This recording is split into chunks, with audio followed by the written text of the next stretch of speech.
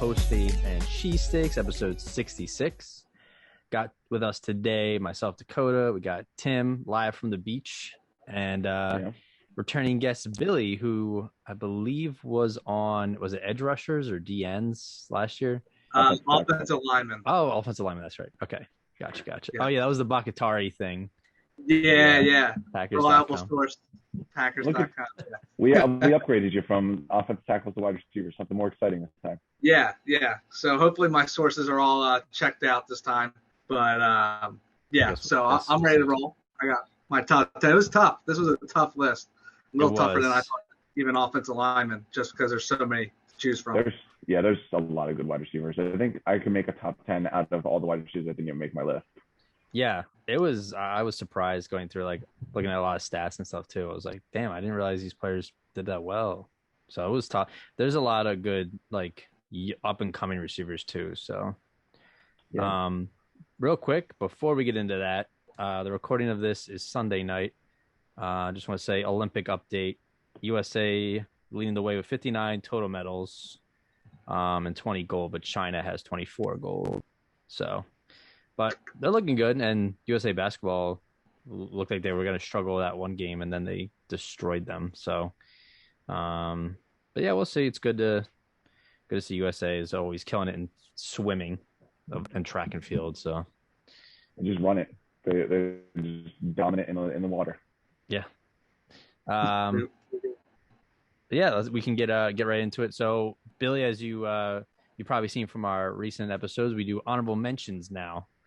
So we'll be doing our top 10 wide receivers for the 2021 season. You can start us off. Who are your 2 to 3 honorable mentions that just barely missed your list? Yeah. So I'm glad we're doing this because the honorable mentions, like we already discussed, there's a lot of good people here. I got Calvin Ridley, I think, just missing the cut.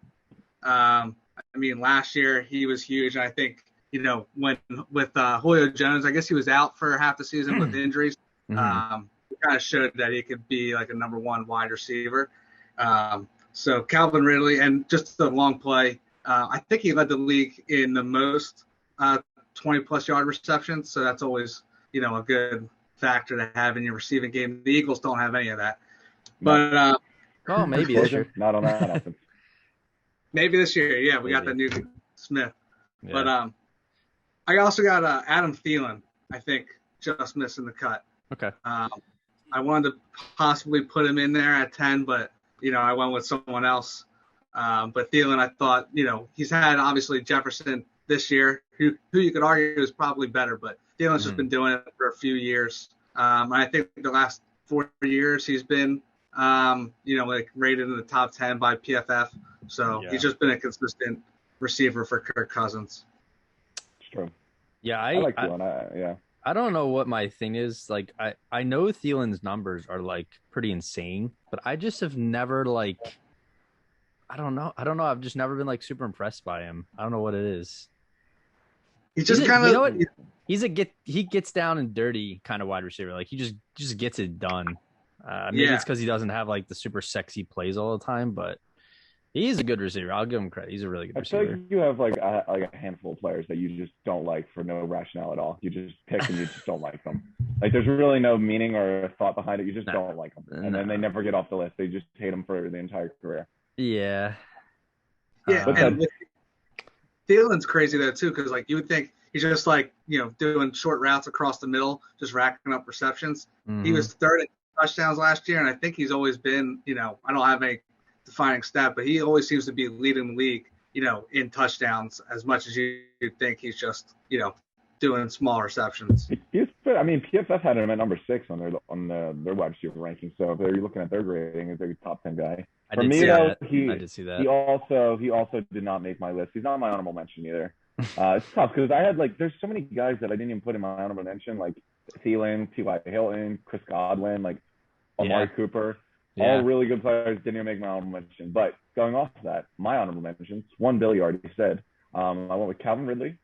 He's a guy I think is going to have a big future. I like him in the Arthur Smith offense. And then Allen Robinson, a guy who He's so good, but he's currently like I feel like he's extremely underrated because he hasn't played with a single good quarterback his entire career, and he still goes out there and balls and dominates every time. Yeah, and he's consistent. I'm curious to see. I think he signed his franchise tender this year, so I would have to think it's one more year in Chicago and then he's bouncing. Well, So I'd like to see him with a decent quarterback. he's Justin Fields now, so we'll see. Yeah, maybe that gives him a reason to stick around, but. I went with them. Robinson obviously had like over 1,200 yards last year, so he's a top 10 guy pretty much any other year. But tough year this year. So, Dakota, what do you got? Who's your animals? So I'm cheating, and I have 4 because this list was so hard. You just make up your own rules as you go. Yeah. Nice. So first was Justin Jefferson of the Vikings. Oh my God! Really? We're already going to start with this. Justin Jefferson didn't make your top 10. It's literally the dumbest thing I've ever heard. I knew you were going to. Justin Jefferson, of course, he's in the top 10. He had a phenomenal year. I don't know. You know how I feel about 1 years, so I know you don't have logic or reasoning for any of this. So you just kind of pick and choose. I'll get to him. He's in my top 10, and I'm shocked because it sounds like Billy is also an undereducated idiot and didn't put him in his top 10 either. Like, I know you guys just, willy-nilly pick people for no reasoning, but, with me, I have a logical system, and he checks every box. He had easily a top 10 season last year. I don't know why you wouldn't think he's going to get better after his rookie year. Just doesn't make sense to me. But I'll save it for later. But, yeah, continue to go on with your nonsense. So last year I had OBJ number 5. I will say this year he did not make my list. Looks like someone was right when they did that last year. Now that's not to say he won't be a top 5 wide receiver, because if he stays healthy, I mean, I wouldn't be shocked if he had a really good year, because it looked like at the start of that year last year he was on to something, and then he obviously got hurt like 4 games in. But we'll see. And then another honorable mention I have is DK Metcalf. Another really hard. Oh my!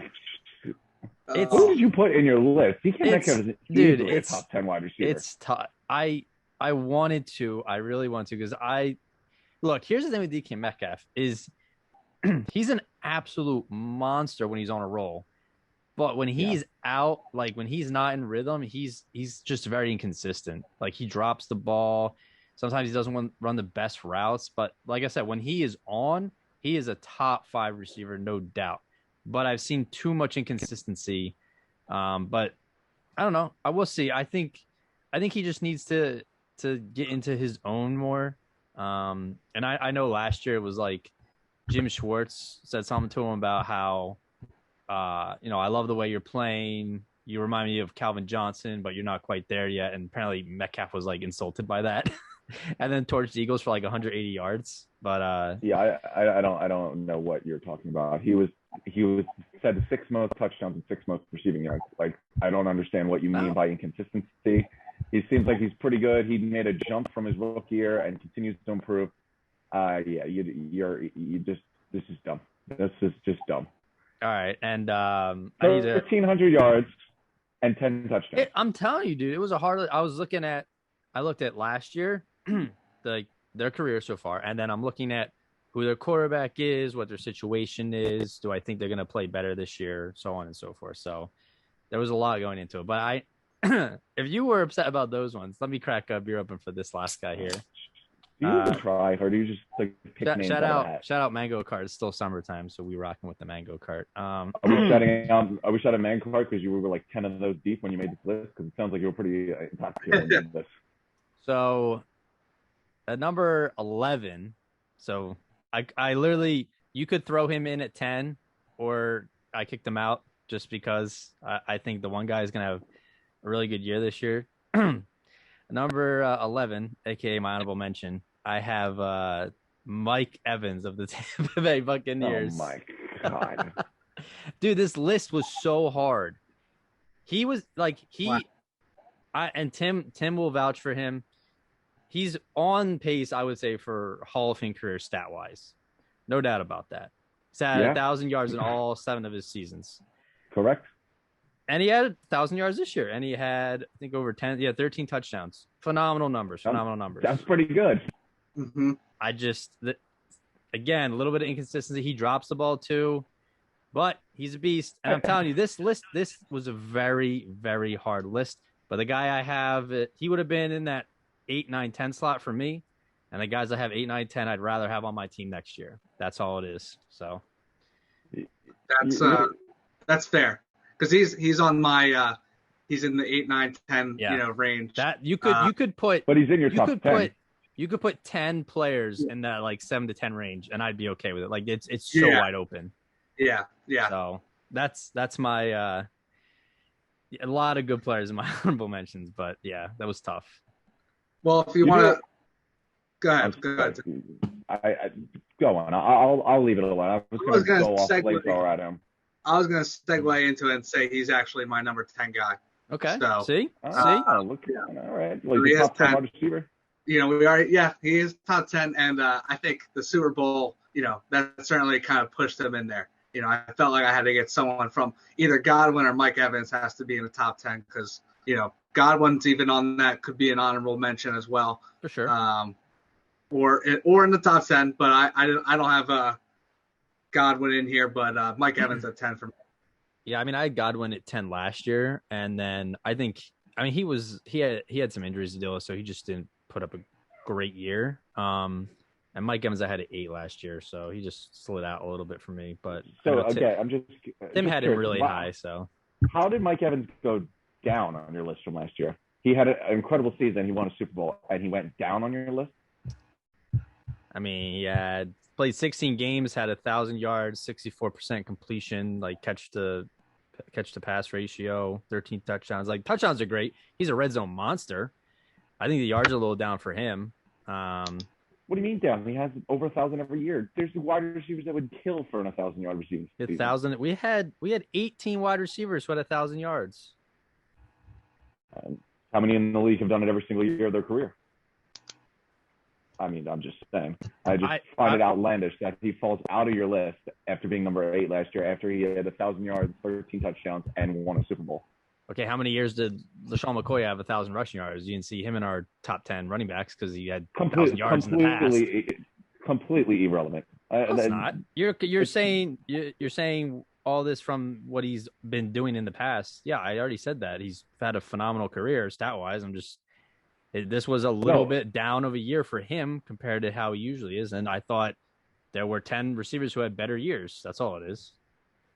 I would love for you to try to explain to me how 10 wide receivers had better year than Mike Evans, who went for over 1,000 yards, 13 touchdowns, and won a Super Bowl. But we digress. So let me get to my list because it's the only, we'll see where Billy's list goes, but it's clearly the only logical list we have going so far between the two of us. So my number 10, and this was a big drop from my last year's list, but unlike Mike Evans, he deserved the drop. So my number 10 was actually my number 1 wide receiver from last year, and that is Michael Thomas. That is a big drop. I mean, let's be honest. He didn't have a good year. He was hurt all year.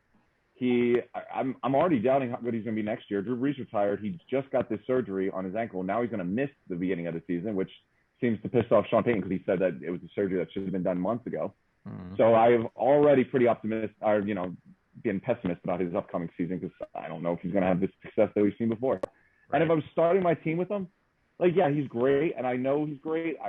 The reason he's in my top 10 is because I would start my team with him and I'd realize he's an elite talent. But the guy's still like a headache. He's got this surgery thing that apparently should have been done ages ago. His coach is calling him out for. He fought up his teammate in the middle of practice. Like this guy, he has more shenanigans going along with him than he has production. And you never want to see that happen. When your shenanigans outweigh your production, you usually are out of the job. He's finding his way into being a distraction, even though he's an immense talent like Odell Beckham was. And I could make pretty much the same argument I did for Odell not being in my top 10 last year as I am for Michael Thomas at number 10. But I'm not going to ignore the fact that he was the best wide receiver in football just last year, set an incredible record with receptions. So he's on the list out of name respect mostly. But I am down on his future, especially since one of the greatest quarterbacks ever just retired. Yeah. I agree with you, Tim. I don't have him at 10, but I do think he is going to be, somewhat of a down year for him. I think he's still a good wide receiver who can succeed without a quarterback that is like of Drew Brees' caliber. But Yeah. It's the injuries is already being a problem again. He missed all of last year, pretty much injury, and now he's already going to be missing time to start the season. You would hate to, he's not going to be practicing at all with his new quarterback, whether that be Jameis or whoever. He's missing those reps. He runs quick slants for 90% of his routes. That's a very, practiced route. It's a very timing route. Yeah. So. Yeah, and with Jameis Winston, the injuries and Jameis Winston. We'll see what started. Yeah. Who's Dakota got at 10? This goes back to exactly what I said last year in our rankings. And these two players were back to back. So I had Keenan Allen at number 10. I personally like Keenan Allen better than Mike Evans. And Tim and I debated on this, that Mike Evans sure has better stats and had slightly better stats this past year. But I'd rather have Keenan Allen than Mike Evans on my team. So, but he dropped a little bit. I had him at 7 last year, I think. Night. Just because he had a little bit of a down year. But I think him and Herbert will have a nice chemistry again, building that up as the season progresses and through training camp and such. So I'm excited to see him work and get in with him. So. Fair enough. No arguments. I have Keenan Allen coming up very soon. I'm just waiting for there is going to be someone on your list that is just idiotic sitting you left off, and I'm just waiting for that to happen. So, I have a couple Tim we'll picks. Hold our breath and see. Yeah. All right, Bill. Number 9. Yeah. So 9, I got Allen Robinson. Okay. I know you had him in the honorable mention. I'm gonna stop you real quick. I also have Allen Robinson at number 9. Wow. There we go. See, two. Yeah. We think Tim's list is probably going to be the one that's very sketchy and off. Okay, relax. I had him at number 11, and if he wasn't on the Bears, I probably would have him in the top 10. But my outlook on his future season isn't as high as my other guys.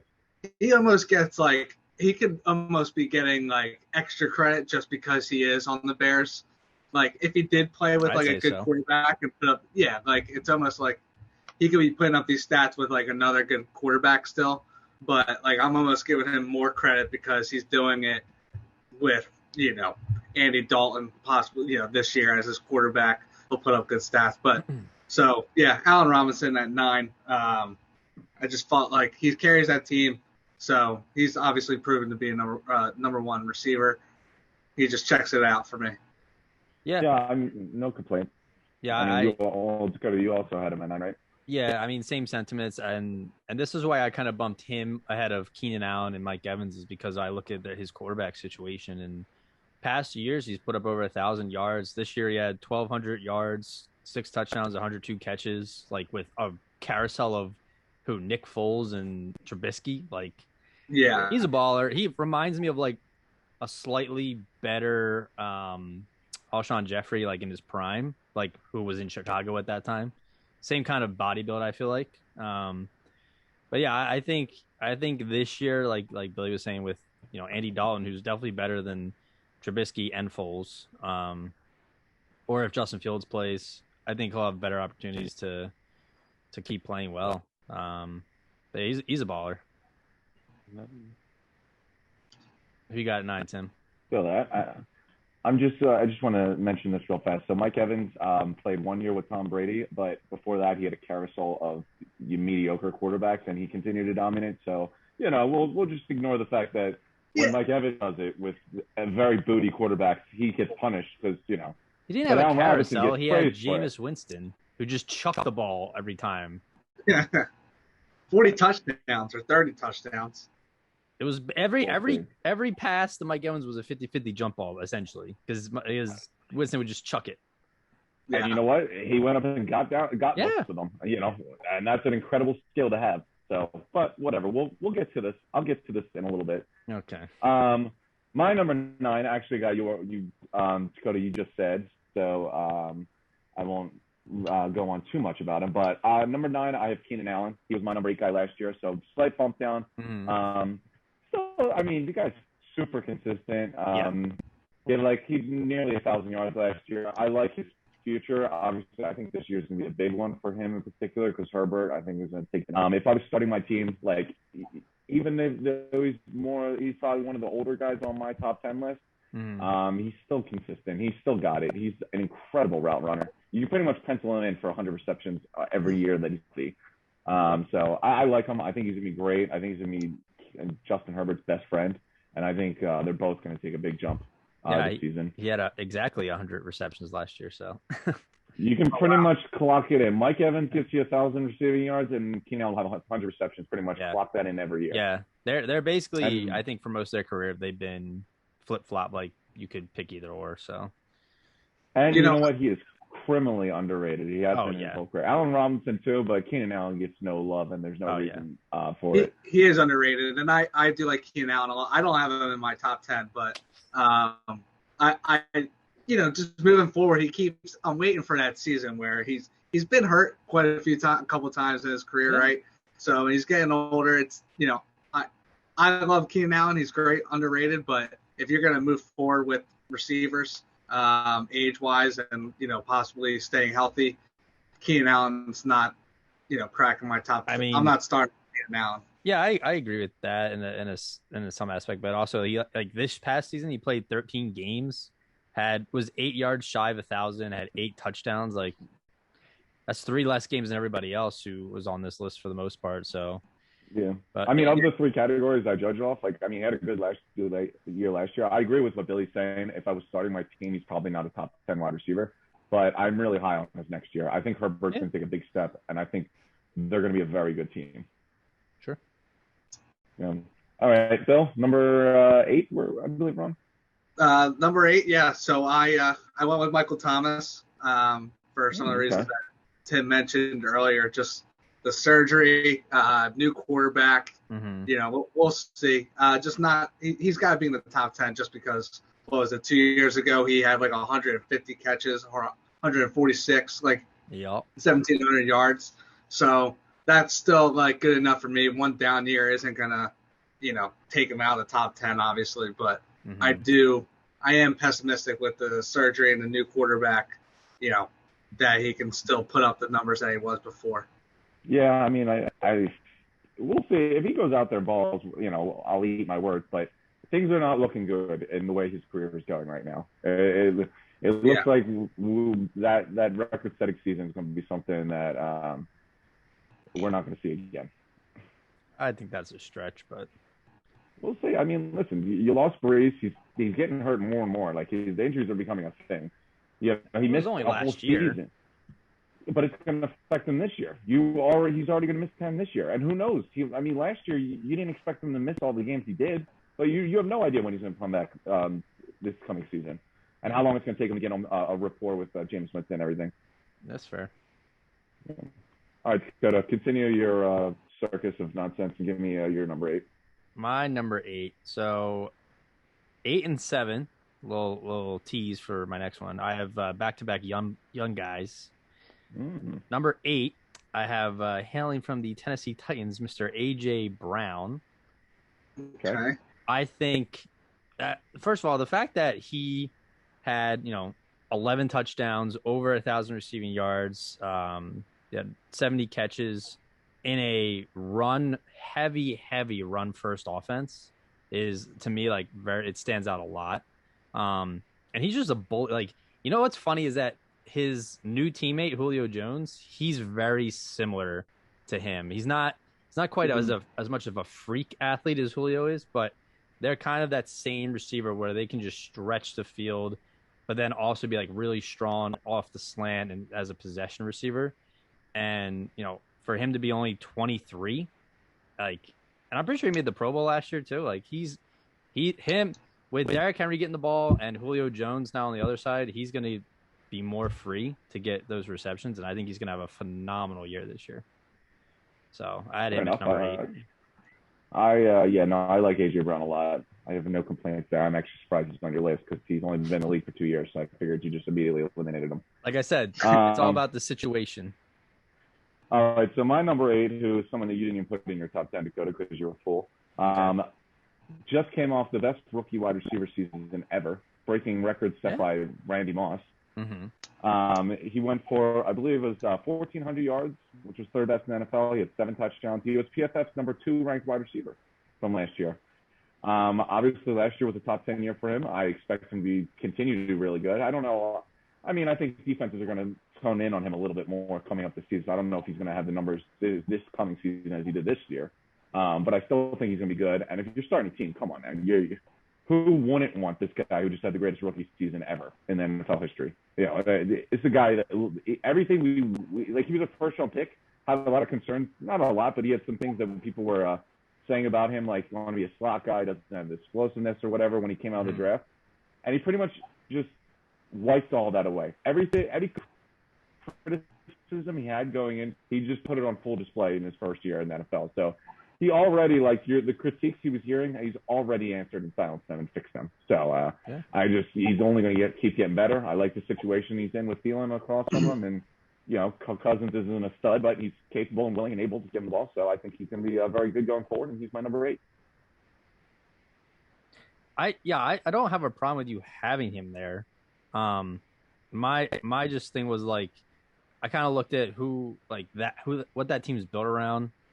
And I think because he was a rookie, he kind of got more opportunities to get that ball because Thielen's out there getting double teamed, and, you know, you have Dalvin Cook and stuff. But I'm not going to discredit, like, you know, like you said, 1,400 yards is nothing to, you know, talk lightly of. He balled out for sure. He would have been like 12. Like, he just missed my list. So I agree. I gotta see it one more time. You know, he's obviously a good young player, but I've seen plenty of receivers have phenomenal one year and then disappear. So I don't think that's going to be him. But, you know, like you said, I want to see a similar season. First, I'm going to poke holes in everything you just said there. You rarely ever see a guy have an incredible rookie season and then fall off. There's players that ball out for 1 year in a contract year or in a good situation, and then they can't get it back. Do they ball in the rookie year and then stick? My other argument with that is, sure, he only did it for 1 year.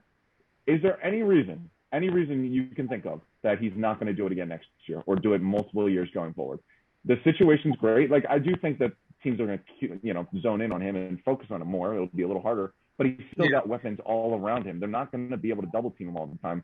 That he's not going to be able to get chances to dominate like he did this year. You could argue that Kirk Cousins could probably have a bad year because it's Kirk Cousins. When you're playing with Dalvin Cook, Justin Jefferson, and Adam Thielen, I think it'll be pretty tough. No, but if there's a reason why Justin Jefferson doesn't have that great of a year, it could be his quarterback is pretty average. Yeah, sure, but, you know, listen, Kirk Cousins, I'm not going to say is awesome, but like what we said with Allen Robinson, Allen Robinson would kill to have Kirk Cousins on the ball, considering what he has. Like, Kirk Cousins perfectly adequate and capable of continuously getting the ball to Justin Jefferson and then being very successful together. Yeah. No, would you have him at 8, you said? I don't have any arguments. I had him at 8, yeah. I put him at 8, and I you know, because obviously my 2 metrics for when I do my list are in the future. And I just keep trying to remind you this because you just pick names out of a hat. You have no rhythm or metric or anything. Honestly, for receivers, you could have just picked names out of a hat because they're so good. But fair enough. I mean, I want to see him like Billy said, and like you were saying with the adjustments on defense, because I was looking into some of his games and like the game one of the games against the Packers, like Jari Alexander, who was my number 2 corner, completely took him out of the game. He had like 20 yards. So that's a rookie against one of the best cornerbacks in the league. I think you can expect that to happen. Okay, exactly. He's still a rookie. He was a rookie, so I'm not just gonna throw him into the top 10 over all these other, you know, couple more years under the belt players. So, but he's up there. He's definitely. I'm not gonna call you a moron for having him at 8. I think that's a fair spot for him. If you had him at like 4 or 3, I would call you an idiot. But that's a different story. Fair enough. I thought about it. Yeah. He probably had him at number 1. He's like, oh, hold on. Yeah. This guy's gonna be the next Randy Moss. He's gonna be number 1. Yeah. No, if we did it on Friday, he would have been number 1. I had a couple more days to think about it, and I brought him back down a little bit. So. Bill, who do you got at number 7? 7. I got DK Metcalf. Okay. Just like just a freak physically. So.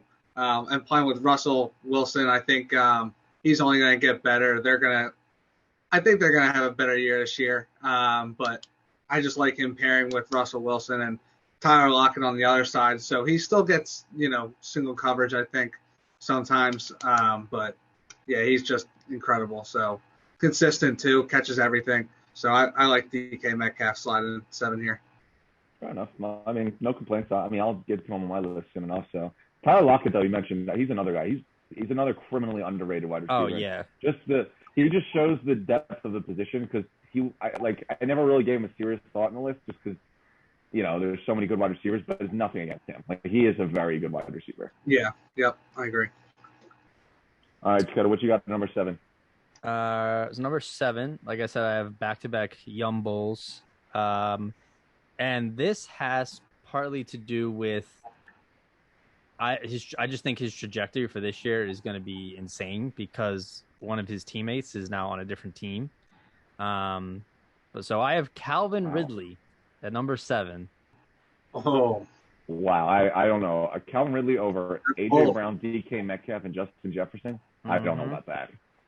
I mean, as a rookie, he had 800 yards, 10 touchdowns. Next year, 800 yards, 7 touchdowns. And then this past year, 1,300 yards, very close to 1,400, which is, what you're talking about, Justin Jefferson. 9 touchdowns. And like Billy was saying earlier, he's just a beast. How he just missed his list. But 91 yards per game because he played in 15 games, 90 catches. And I think now that Julio's gone, he's going to get even more reps, more targets. Bama just throws out these ludicrous wide receivers, and he's one of them. So I think the sky's the limit for him, and he's just been so impressive. So explosive. I don't really have an issue with Calvin Ridley. I think he's very good. He was my honorable mention. I considered him heavily for the top 10. Mm-hmm. I just he's the 4 top young wide receivers, the Metcalfs, the Browns, Ridleys, and Jefferson.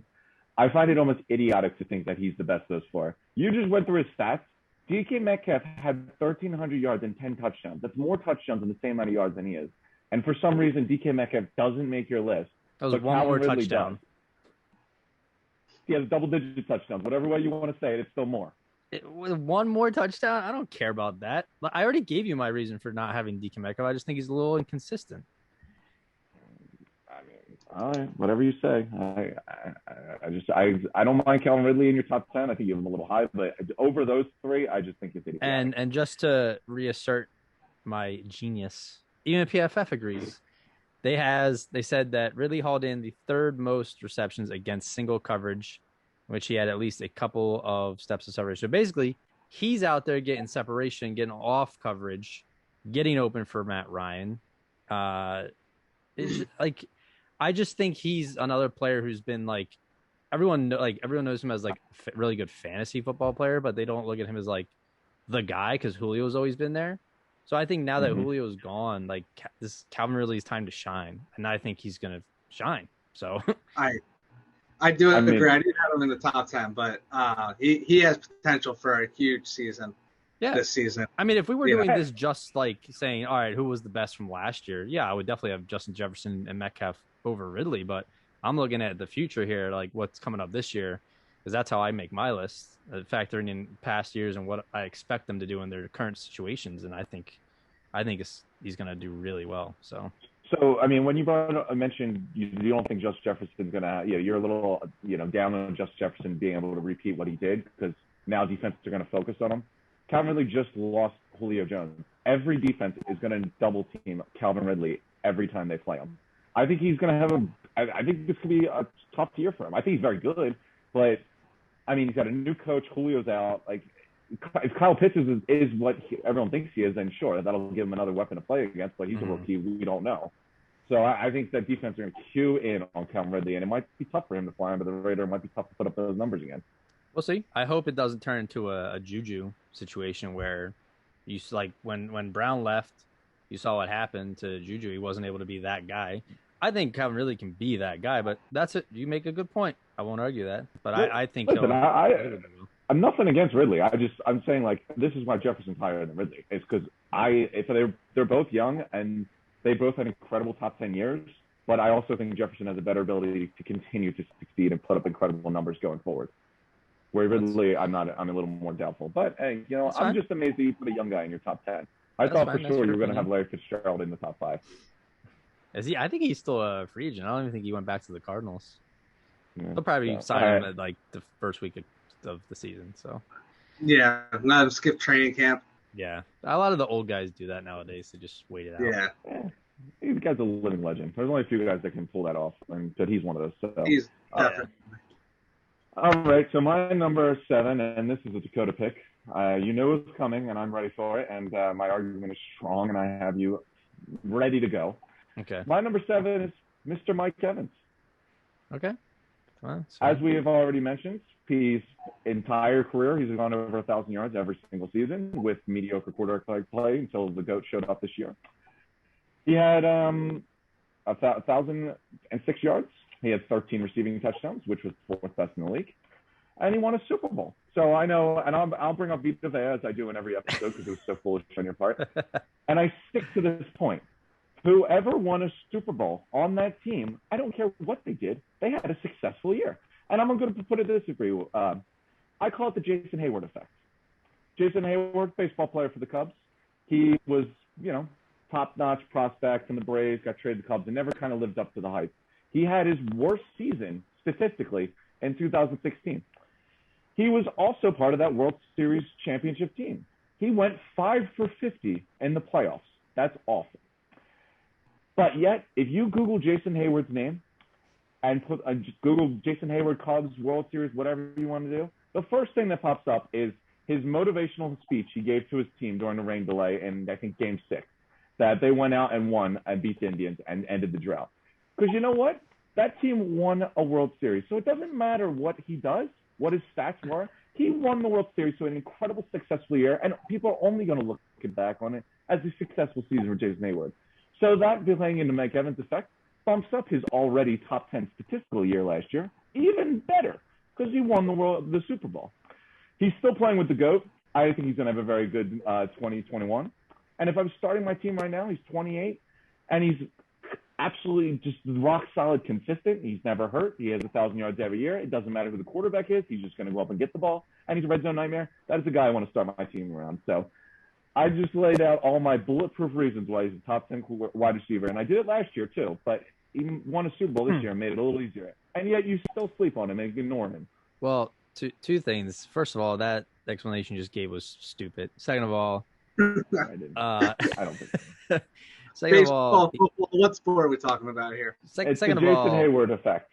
Second of all, sure, he played in all 16 games, but he had injuries left and right. He wasn't, which is probably why his stats were a lot lower than we're used to seeing from him. But whatever. I mean, I don't really like that analogy you made because that's like if we it's a rock solid analogy. No, if we did a top 10 kickers, that's like saying the Bucks kicker would be number 1 because he won a fucking Super Bowl. Who cares? I don't care that they won a Super Bowl. There's 53 people on a roster. You think he made that much of a difference? Just because he has a ring, he's that much better of a player? No, that's moronic.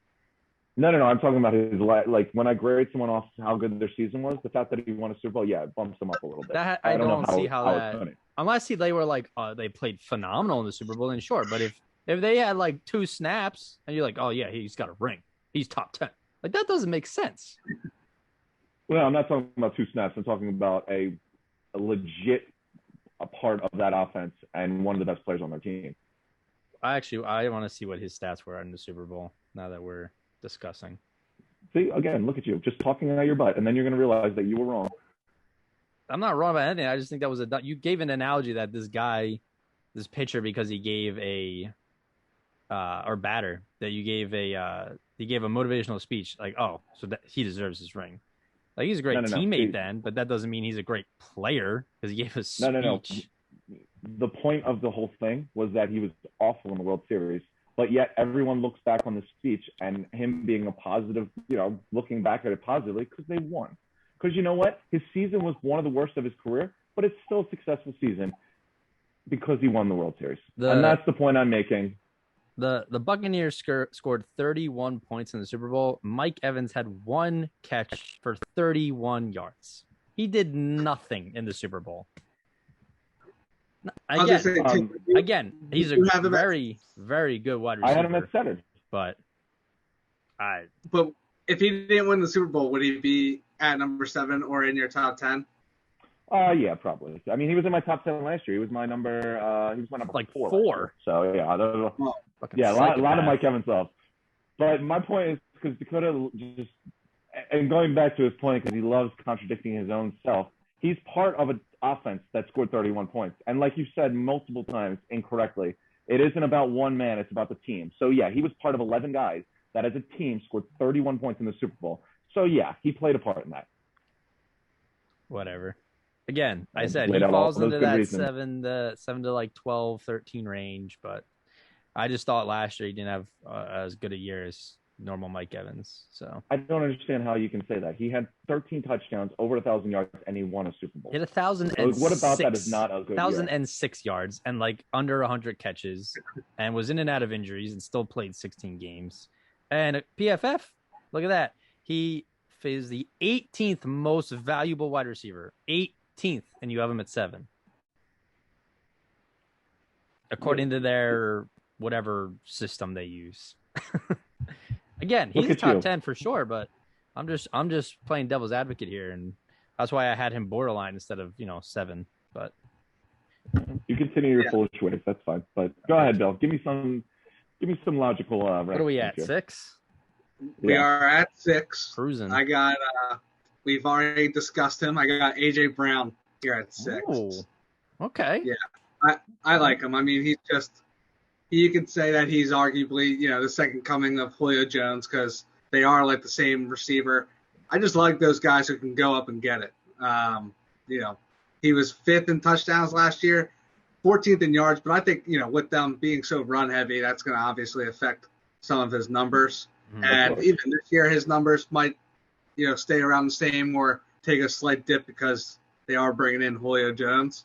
But he is he's incredible. So I got him there at 6, but you can almost put him anywhere. But he's definitely the next young superstar wide receiver, I think, ahead of DK Metcalf. For sure. Fair enough. No arguments. I mean, he's on my list. I'll get to him in a little bit. But yeah, the guy's a stud. Wow. I thought I had him a little high at 8. I was actually going to have him over Calvin Ridley. But. Oh, well, you should. Okay. AJ Brown is incredible. So is Calvin Ridley. Yeah, well, all right. So my number 6 was my number 1 last year, and I understand the injury concerns. Oh my God! And I understand, he didn't have a great year last year. Blah blah blah. But like you said earlier, the dude set the fucking reception record, and you can't. He's still a monster. I don't know why everyone's like shitting on him all of a sudden. Mike Thomas at number 6 of the Saints. If he gets his fucking health situation good, like within like week 2 or 3, he'll finish top 5 in all fucking wide receiver stats. Like he's too good to not. I get it. But he had one bad year. Like the year before that, that was a Hall of Fame year. Like he was insane. Sure, yeah. Insane. Yeah, but he definitely cemented himself with just that season. Yeah. Your argument mainly is based around 2 years ago. Not about the last season we just had or his future. That's why he's lower on my list, and I think he's a little too high on yours. Yeah, but I don't like. I had him at 1. I couldn't see. It was the same thing like Stephon Gilmore. Like I had him at 1 the previous year. Still a phenomenal corner. I dropped him to 6 as well. I think it's a fair assessment. And plus, I think the Saints are going to need to rely on him more now that, whoever the quarterback's going to be, because they have, you can't give Kamara the ball every down. And if Thomas is healthy, he's going to get the ball. He just didn't get the ball out because he was in and out of the lineup. He would play a little bit, then go out because of his ankle or foot or whatever he was dealing with. He just couldn't stay on the field. I think if he's able to stay on the field, you'll see a return to the old Mike Thomas. So that's why I understand you having him at 10 or whatever, but I had him at 10, yeah. I think based on like what I've seen, his talent, what he's able to do, the slant god, he'll be good. He'll be fine. So fair enough. I had him at 6 for a long time, honestly, actually, and then So you were smart, and then you made a mistake. Yeah. Well, I had him at 8, so I wasn't quite as. I would have him higher than 10, but I had him at 6 for a little bit. everything Dakota said, but he is still incredible, and he'll still have 100 catches, I'm sure, if he's healthy. I'm being more optimistic than you guys. That's all it is. So yeah. Fair enough. All right. So my number 6 is a young guy. I think Billy already mentioned him, and Dakota, you foolishly didn't have him in your top 10, I think. So yeah, he had over 1,300 yards receiving this year, 10 touchdowns. He's been a stud his entire career. He's an athletic freak. I have DK Metcalf at number 6. I like it. Honestly, like, I know the drops are a problem. He had 6 drops, which, is something you want to see improve. But Tyreek Hill also had 6 drops, who's going to be pretty high in all 3 of our lists. So, like, and a couple other guys, like, it's not like it's outlandishly ridiculous how many drops he's having. He's young, too. I think he can improve on that. The main thing is what got him so high on this is if I was starting my team with him, this guy is just, he's built so much different than any human on this planet that I think the other stuff will come with the experience. His route running is going to improve. His, hands are going to improve. Just take this freak of a man, and he's going to improve the technical aspects of football, I think, and get better. He's playing with Russell Wilson, who's an awesome quarterback. I think that offense is going to get a pass happy after Russell made the trade request this offseason. So I have a feeling that offense is going to be very beneficial and very successful for DK Metcalf. And I'm very high for it. He had a top 10 season last year. So that's why I got him at number 6. Yeah, I mean, he was just hard for me to rank. I mean, I had him penciled in my top 10, and then I just kicked him out for, essentially Allen Robinson, A.J. Brown. It's just, do I think he could be the next greatest, the next Calvin Johnson? Maybe. But like you said, the drops, a little bit of inconsistency. I mean, I'm pretty sure Jalen Ramsey just took him out of one of the games, but obviously Jalen Ramsey's a specimen. So we'll see. I think you're criticizing them after going against one of the elite cornerbacks in the league, and then But I mean, we criticized Darius Slay for losing his matchups with elite receivers, so I'm just doing the same. Darius Slay did it every single week, and it was a different wide receiver almost every week. Okay, but he went against like Hopkins, Devontae Adams, DK Metcalf, like back to back to back. Like he had no break. He had no help either. But I mean, listen, I know help, but this and he was injured. I also thought he was I thought he was a Jalen Ramsey Alexander kind of quality corner where he was going to stop these guys. That's what he was pegged up in my mind. But, completely off topic, so we'll get back on here. But, 6, I think, is a little too high, but I do think he's top 10.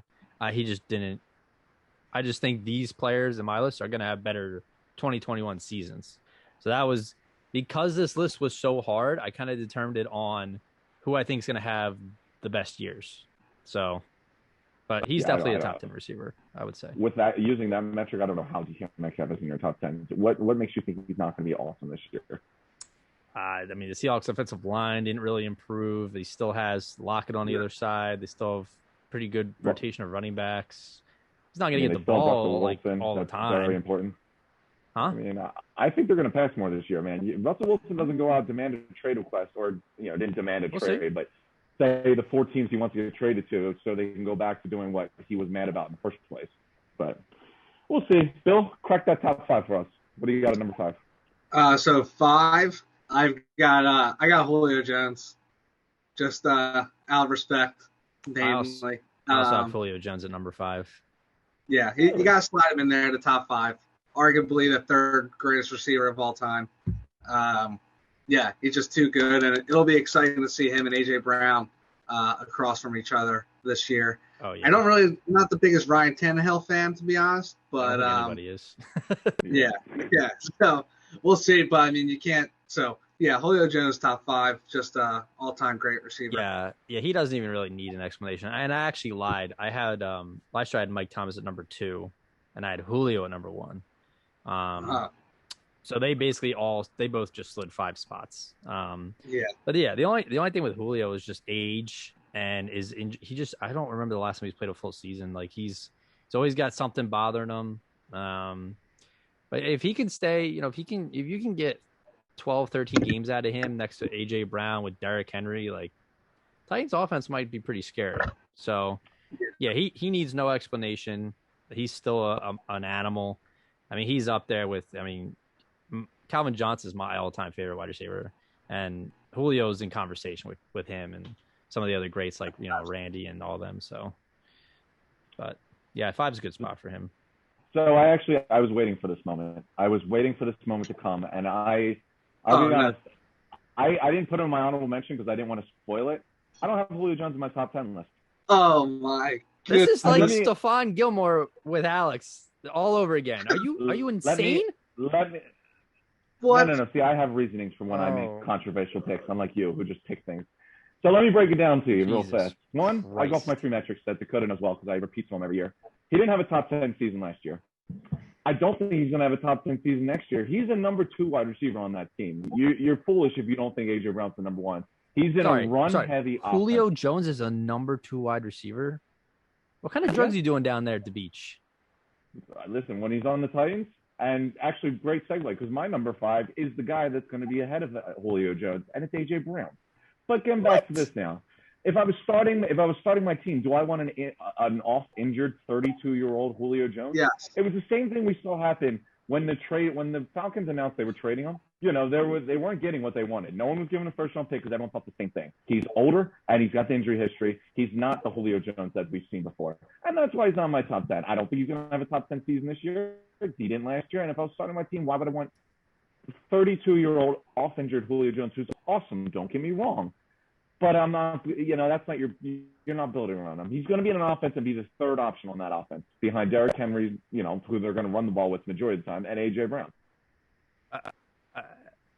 That's where there's fault in how you rank players, because if I was starting a team, I probably wouldn't want Tom Brady as my quarterback, but he's the greatest quarterback of all time just because of how old he is. What are you talking about? Can't, that's not a great metric to go off of. But that was a horrible example. I'm not going to get the starting quarterback on the team that just won the Super Bowl. That was a good point.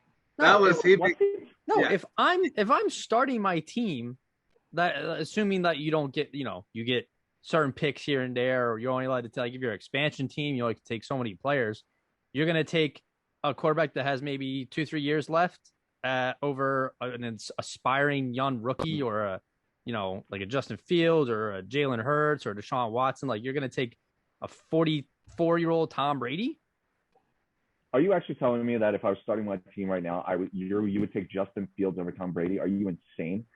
Listen, if I was starting my team and I have 2 years of Tom Brady, I'll probably win the Super Bowl, and then I'll figure out what happens afterwards. But guess what? I'll win a Super Bowl, and then I can figure it out. He just won a Super Bowl, but that's for another time, another day. Again with the Super Bowls. Let me get back to my point about my number 5 guy, because now that you're flustered and all over the Julio Jones thing, which I stand by. You just put him in your top 5, both of you, because of his name. Wait. Because of name. Hold on. Billy and I both have him at 5. You don't even have him in your honorable mentions, which means you don't have him in the top 13. Okay, relax. He would have been my honorable mentions, but I didn't want to spoil the surprise. I wanted to wait until you guys mentioned him. He would have been in my honorable mentions. He would have been number 11. But listen. What was it last year? A top 10 season for him? No. Is this year going to be? You don't think with a solid Ryan Tannehill, with a good offensive line, with A.J. Brown on the other side, who apparently is your number 5, with Derrick Henry, the best running back in the league, you don't think he's going to get opportunities? Listen, that's a run-first offense. It's Derrick Henry first. He went from a pass-happy offense where he was the guy with Matt Ryan in Atlanta. And so it's a run-first offense, and how is Brown so high on your list then? You're not making any sense. Let me get. Go ahead. Tell us why Brown's number 5. Here's the thing: Julio's on the way out and on the way down. AJ Brown's on the way up. He's got over 1,000 yards every single year of his career in a run-first offense. You know where he gets those yards? He's probably the best yards after catch wide receiver in the NFL right now. The guy is a unit to tackle. I put him above DK Metcalf because they're both athletic freaks, but DK Metcalf isn't really polished in the route running. His hands. AJ Brown is elite at that. He's got great hands, great routing ability, and when he gets the ball, he's a weapon. He's a nightmare. And he's the number 1 option on the Titans. Even with Julio there, he's young. What team wouldn't want to build around him? I think he's going to be very good next year because he has Julio Jones across from him. I think that'll help him because it'll just take more attention away from him. I think the Julio move to Tennessee will be more beneficial to AJ Brown than it is for Julio. Well, yeah, but And why would I not want him in my top 5 then? The guy's a stud. His future's really bright. So I get it. I get that he's 32, probably only has a couple more good years in him, but goes back to your Tom Brady thing. Would I want to start my team with Julio Jones, who's older and injury prone, if I'm only going to have him for 2 years? Blah, blah, blah, blah, blah. No. Okay, but yes to Tom Brady. But Tom Brady's a different thing. He just won a Super Bowl, and he's the best quarterback ever. Oh, but you could win a Super Bowl with Julio Jones as your number 1 wide receiver. No one's done it yet. You wanna know a nice fact that you're just shitting on Julio Jones for no reason? So he turned over 35% of his targets into 15-plus yard gains, which was by far the most of any player last year. That means he's catching the ball and then making plays afterwards. He's breaking tackles. He's extending the play, getting more yards. Which, oh, wow, he's too old to do that. Oh, no. Like, that's your argument is that he's old and he's got injuries. Like, it just doesn't. My argument is he didn't have a top 10 year last year. I don't think he's going to have one this year. And if I was starting my team, he's not in the top 10 of wide receivers I would want. You know, wait. Mike Evans did not have a top 10 year last year either. Why is he in your top 10? What? He was 18th in receiving yards. And he was 4 in receiving touchdowns. And he won a Super Bowl. Oh, my God, the Super Bowl. I fucking hate you.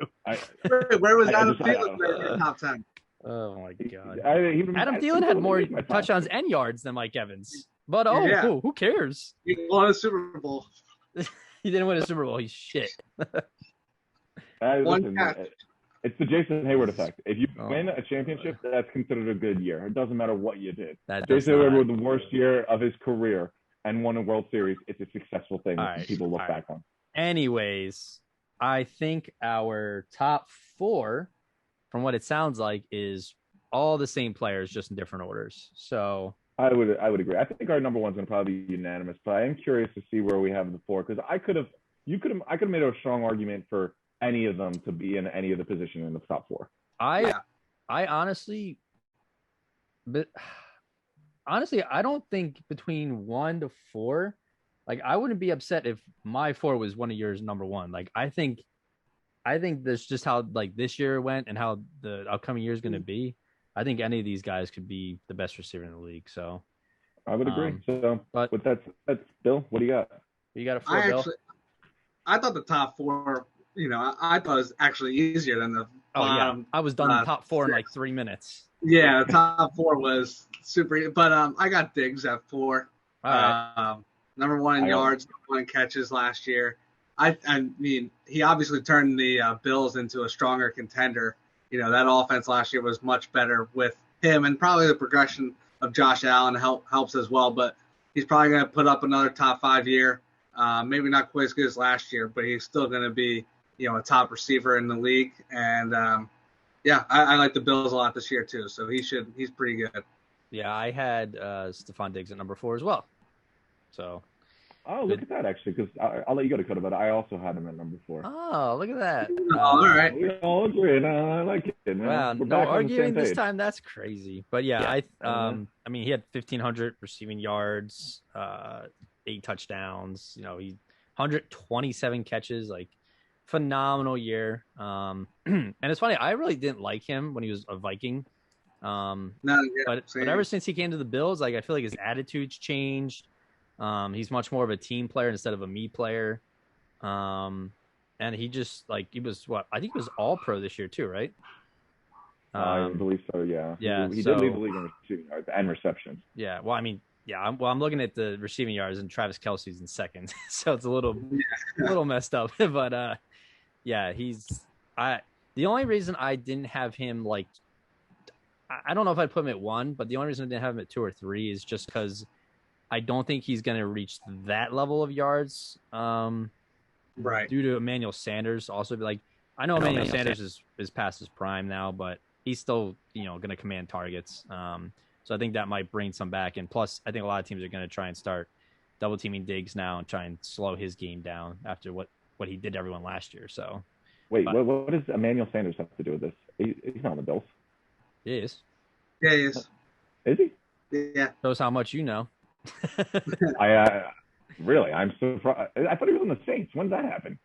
This offseason, he signed with the Bills. I mean, you got him, and then you got I a couple didn't even know that. other young good receivers and anti-vax Cole Brown Beasley. I think so. Yeah, John Brown's still there. I think Cole Beasley's still there. I think John Brown left, if I'm not mistaken. I do too, actually. But I think he's Dakota, going back to your point though with Diggs on Minnesota, I wasn't the biggest fan of him either. Mm-hmm. But I thought he could be good on the Bills. But I remember. Do you remember the game against the Eagles like 2 or 3 years ago when he had like 250 yards and 3 touchdowns? How could I forget? Yeah, and that's when I was like, oh, this guy is pretty good. Yeah. But so that's all I really wanted to chime in there. He smoked us. Yeah. I forget who was even covering him, but he smoked us. Part of me still just was so tired of seeing the miracle at the whatever they called it, like the one where he had that catch, and then like I was like, yeah, it was a cool play. It was great that they won the game, but like they went on and got dismantled by the Eagles in the championship game, and like that game means nothing now. So I don't know why people go back to that play all the time, but. Honestly, I'm a big fan of him for that because I didn't want to play the Saints that year. So when they won, I was really happy because that was my dad had a Super Bowl if the Saints were in the championship, but but like I said, I have Diggs at 4. I won't repeat what you guys just said. I agree pretty much with everything you said. John Brown is on the Raiders, by the way. I did a quick little walk after. I didn't even realize that Emmanuel Sanders on the Bills. So, but he's still got weapons there, and like I said with Keenan Allen. I think him and Josh Allen will continue to grow together. Like I think they're both going to improve together. I think he is going to continue to be really good. I think he's had a very good season coming up. I love their chemistry. Like him and Josh Allen and Stephon Diggs look like they were like best buddies in like I don't even know, like Boy Scouts or something, or like grew up together and like kindergarten. Like. Yeah, I mean, like Keenan Allen is going to be friends. Justin Herbert's best friend. Steph Diggs is Josh Allen's best friend. Yeah. So I have nothing more to add. He's a stud. He was one of my favorite acquisitions from last offseason. I really thought he was going to have a good year, and I was high on him, and he surpassed my expectations. To be honest with you. I can't. So Phil, let's get into the top 3. Yeah. What were you saying, Zach? I was just going to say I can't think of another receiver. In recent memory, at least, that came in. I mean, maybe Hopkins, but who came in like right away and like just made a huge difference in the team. Well, it's impressive because that's one I can think of. Yeah, the little amount of time that they have in the off season. Oh yeah, plus with COVID and everything too, like, and they just gelled immediately. Oh yeah, of all seasons too. Last year to come out and like lead the league in receptions and yards. Yeah, it's pretty crazy. Well, for 3, I got Tyreek Hill. Second in touchdowns last year, big playmaker, obviously.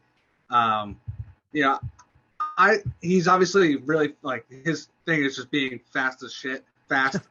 So like, he's got a ton of speed. I don't know how well he can like go up and get the ball, and I kind of like favor that.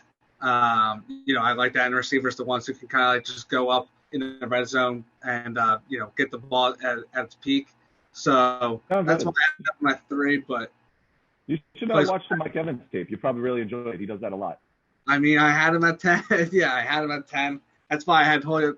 Another reason you have Julio Jones in there. But yeah, Tyreek Hill's obviously great. But Julio Jones, who's that? Not in Tim's top. Hey, listen, I'm not disrespectful him. I was just being honest. I was giving you truth. He's on your top 10 both years because of name, and that's it. And don't act like it's not. I just don't fall for the trap of the name. One of the greatest wide receivers of ever, and you're just saying, "Oh, he's okay." Anyways, I also had Tyreek Hill at number 3. Wait, are we gonna have a clean sweep? Because I also have him at number 3. Oh no, I mean we probably do have look at the same 1 to 4. That's kind of wild. All right. I mean everything Billy was saying, and then this stat really stuck out to me, and I almost flipped him for number 2. But over his past 4 seasons, Tyreek Hill has notched 56 receptions, 2,240 yards, and 25 touchdowns on targets of 20 plus yards downfield. So Wow. that deep threat is like an understatement to him almost. Like he literally just changes the game. He changes offenses because of his ability to just stretch the field and get open and use his speed. And he's for as small as he is, like he is like huge. He's like Yeah, compressed. He's like very strong. short but wide. Like he's big boy. And for being as like strong as he is, he's still super super fast. One of the best deep threats I've seen since I've watched football. So, and he'll be going to what his 5th or 6th year. Like he's still young too. It feels like he's been in the league forever. Yeah. But yeah, he's a phenomenal player. What round draft pick was he coming out? I want to say I would say middle late, somewhere. like I want to, like 4th or 5th. I want to say. Yeah. I mean, it feels like he's been in the league for quite some time, just because like we always hear of him, because obviously playing with Patrick Mahomes and putting up the ridiculous stats that he does. It feels like we've been listening to or hearing his name for a while. But yeah, he is all around great. I think playing with Patrick Mahomes obviously helps, and Andy Reid in that system. But he's a perfect fit. He was drafted in the 2016 NFL draft out of West Alabama. He was a 5th round pick. Wow. I thought he was a 5th round pick. Yeah, so like I said, I do have him at number 3 as well as you guys. I just want to pop this up real fast for you because this one's for you, Bill. What do you mean? What did you disabled screen sharing? Come on now. What are we doing? I screen share incredible things all the time. You haven't screen shared anything in a while, and the one time YouTube took down our video because we used a video that we weren't allowed to. That's hilarious. Yeah. Real funny. This is for Bill because this is like, I mean, Tyreek Hill's awesome. He is everything what you guys just said, but this is probably my like favorite play by him because it's what to say, like he's so fast and everything, but the dude just goes up and gets it. Like he literally went up and just jumped over the dude and then plowed his way. Like that's not what small Tyreek Hill is known for. But yeah, that was like I always look whenever I think of him, I always think of that play. Like he literally just went up, jumped over a dude, got the ball, and then plowed in 4 guys and got in. But I echo a lot of the same things you guys said. And he's with Mahomes. He's going to be very good. As long as they're there, he's going to be very good. That video lagged so much that it looked like he just teleported to the end zone, which is about as fast as he runs. So, fair enough. But you get the idea. Tim, I'm surprised you didn't have him hired. You know he's a former Super Bowl champion. Did you know that? He didn't win one last year though, so you know. Oh, I guess that doesn't matter. It was last year. To be fair, going off that, I had him at 6 last year when he won the Super Bowl. I had him behind Mike Evans. So looking back on it was pretty foolish to have him at 6. No, I think last year we both had him pretty underrated. I think he's weird because I think for as good as he is, people really only ever see him as like a deep ball guy. But he's running the slant. He's on reverses. He's basically Alvin Kamara, but at receiver. If you think about it, yeah, he's the most exposed player in the league. I had him at number 2 for a while, but I considered him at 2 as well. Yeah, I had him there right before we did this. I switched it. So yeah, I think we all have unanimous number 4. So well, let's see, Bill, what do you have? We'll see who's Bill got at number 2, and then we'll go from there. All right, yeah, we'll see. I think I'm switching it up here.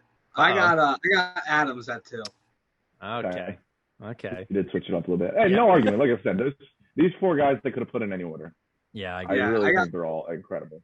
I said earlier, I like the guys who can again like go up and get it, and Adams obviously is really good. Mm-hmm. Giving a little bit more credit with playing for Aaron Rodgers, playing with Aaron Rodgers helps a lot, I think. So so I mean Adams is great. Obviously led the league in touchdowns last year, second in receptions.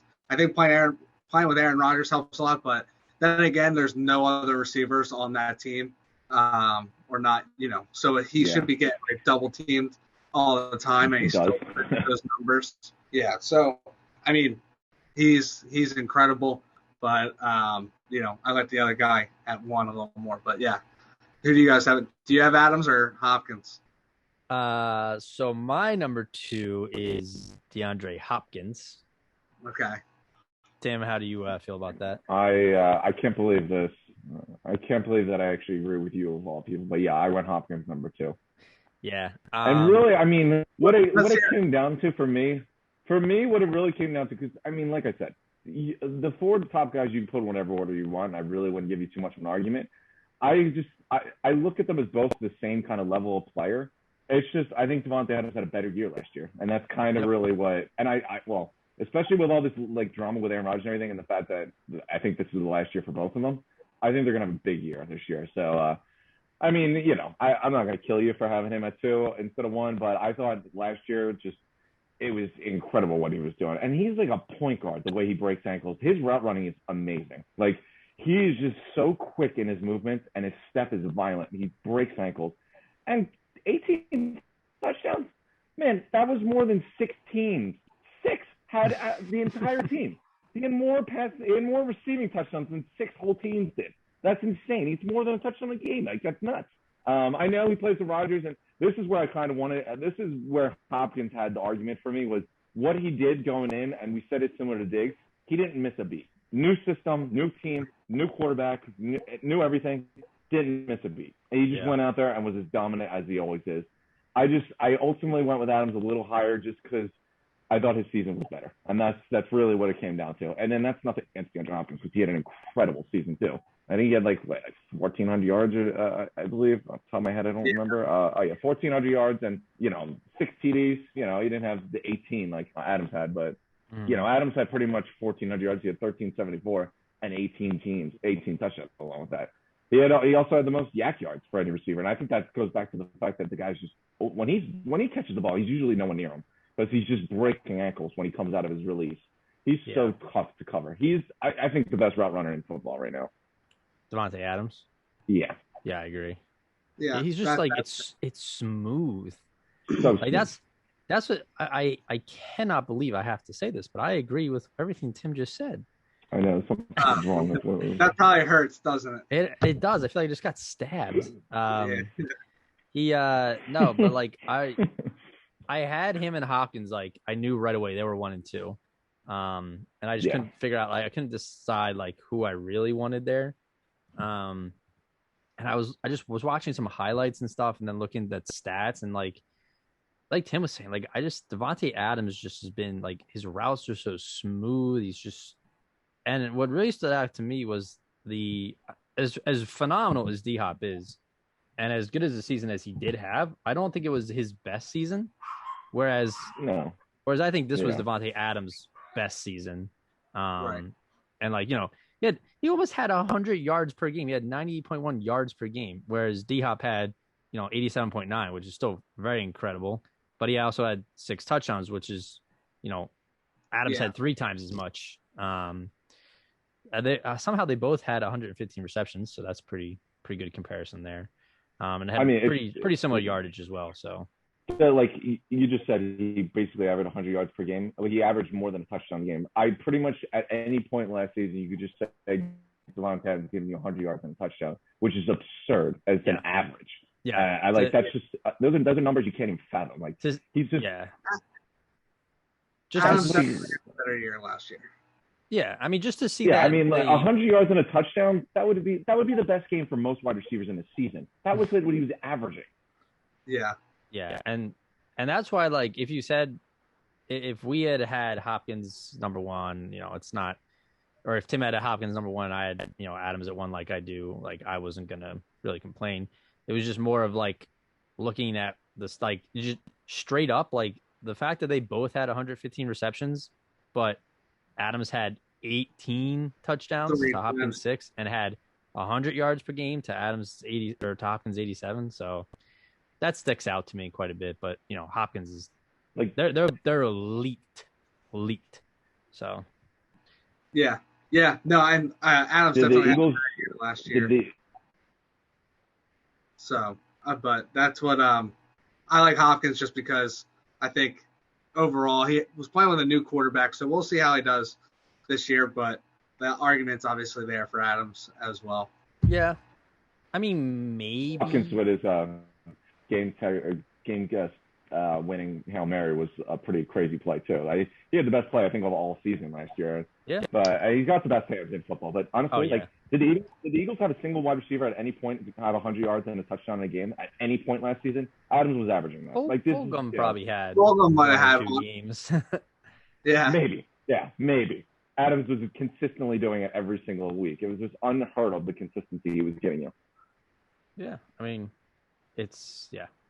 Now, if Rodgers was traded and Justin Love, or whatever his name is, Love was his quarterback, maybe I would have bumped him to 2, but I probably still would have had him at 1. Like, he's just that good.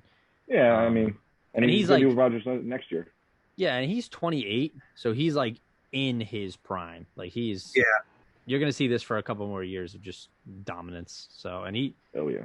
Oh wait, Tim, we didn't even mention he played in 14 games. Oh, I didn't actually know that. Wow. Yeah. So he did all that in 2 less games than everybody else who we're talking about on this list. So. Yeah. Yeah, it was an incredible season he put together. Like, it was one of the better receiver seasons I've seen in a couple of years. It was kind of quietly, like, for a while. Like, I feel like halfway through the season, nobody was really like saying too much, and then right towards everyone was sucking Aaron Rodgers. It was too nonchalant. That's why. Nonchalantly averaging 100 yards a game. Let's be honest. It doesn't matter what anyone does on the Packers. Everyone's going to talk about Aaron Rodgers. It doesn't really matter what Devontae does. It's going to be Aaron Rodgers is dominating. Blah blah blah. Well, this is going to be their last year together, right? It looks like it. It seems like. Then he just restructured his contract. I don't know what the terms were, but. Yeah, but I think it's so he can get out after this year. Yeah, I think he said in that press conference where he went on after Rodgers ripped the Packers apart, and he basically said, if it's not the highest paid wide receiver contract in the league, he's not signing it. And I don't know if the Packers are going to give him that. So he's going to get it. He'll get it from someone. And, if the Packers don't want to do it, I'm sure there'll be a litany of the fact that the Packers paid Aaron Jones but weren't going to pay – but Aaron Jones is a beast. I had him in my running back list. But the fact that they paid Aaron Jones and they weren't going to pay Rodgers or Devontae Adams, 2 of the best of their position. Yeah. I don't know what they're doing now. And running backs too. Like, that's like the position no one's willing to pay. Plus they drafted a guy too. So it's like I don't know what they're doing. Yeah, I don't know what that. Clearly not trying to win a championship.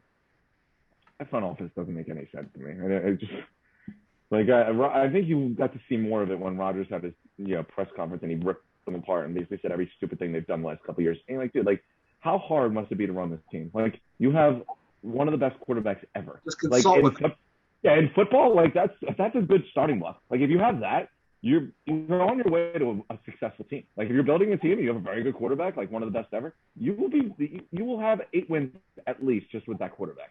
It doesn't matter who else is on the roster. And just to ignore, you go into even with Adams, like we talked about, Adams was the only guy on that offense. There's no other pass catchers on that team that are worrisome. Well, I guess they got Randall Cobb now, but Alan Lazard, watch out. Yeah. He's okay, but yeah. Other options are just a mixed round to late round wide receivers they drafted that say have potential who've never come close to. They're like Eagles receivers. That's what I was going to say.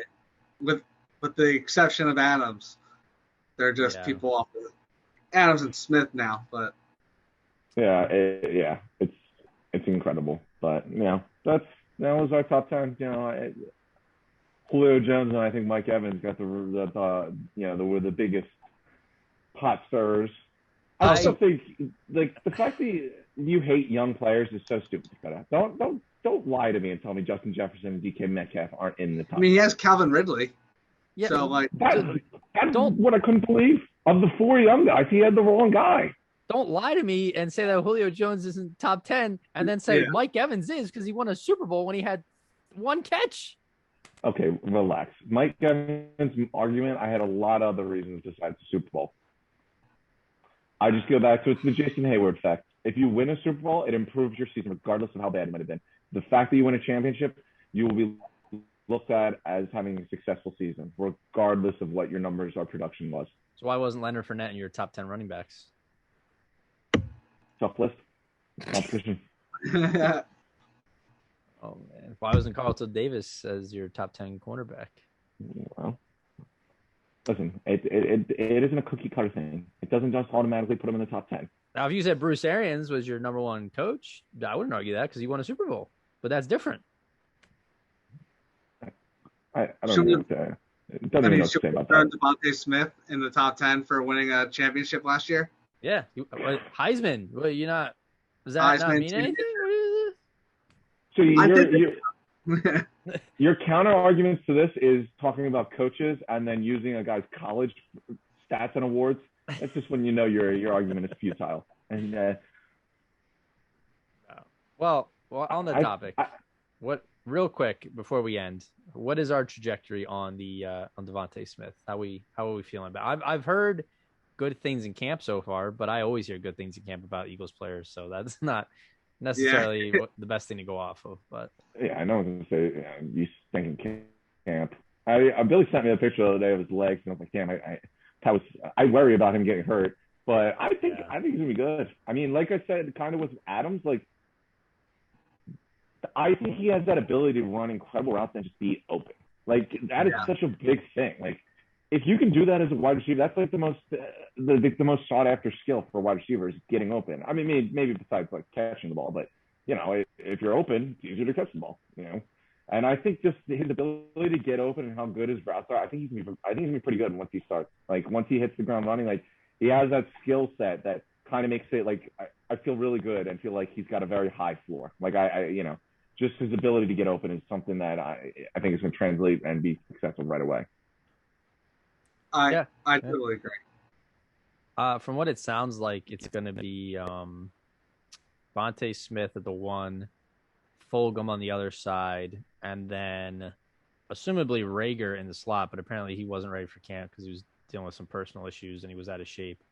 So apparently Arcega-Whiteside was playing the slot. So maybe maybe they can resurrect his career. Who knows? I mean, no, I don't even want to try to resurrect his career. Honestly, if they could cut him, I would be more in favor of that. Yeah, Goddard apparently was out of shape too, and then Zach Ertz is blonde now, so there's that, and still on the team.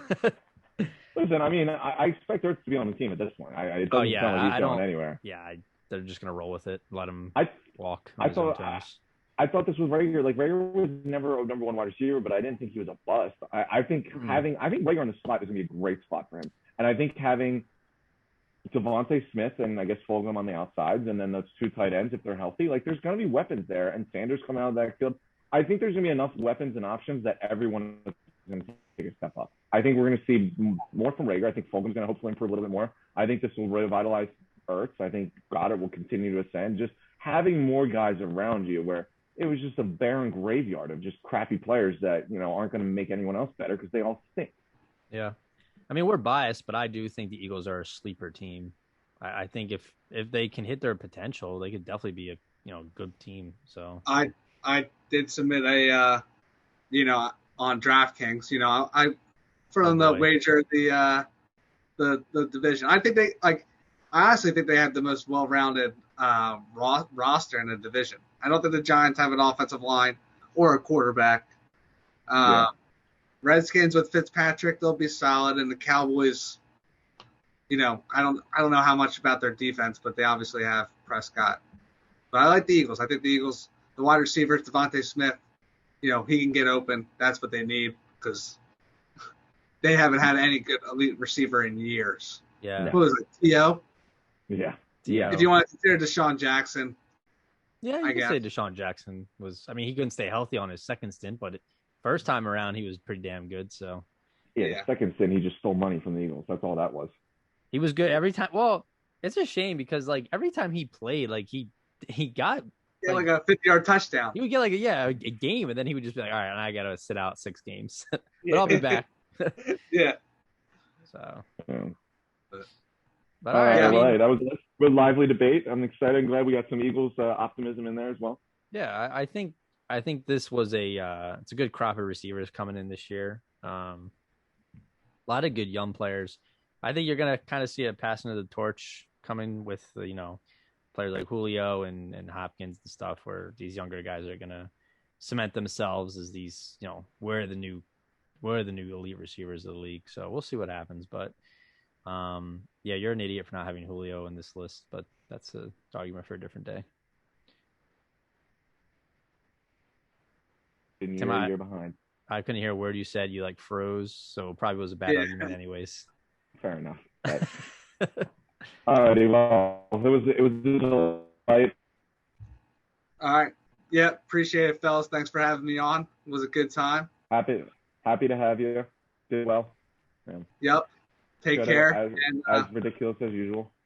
Julio Jones will have a better year than AJ Brown, but we'll. Ooh. That won't happen. I don't know about it. All right, we'll see. Yeah. We'll see about that. All right. See you, fellas. Peace out.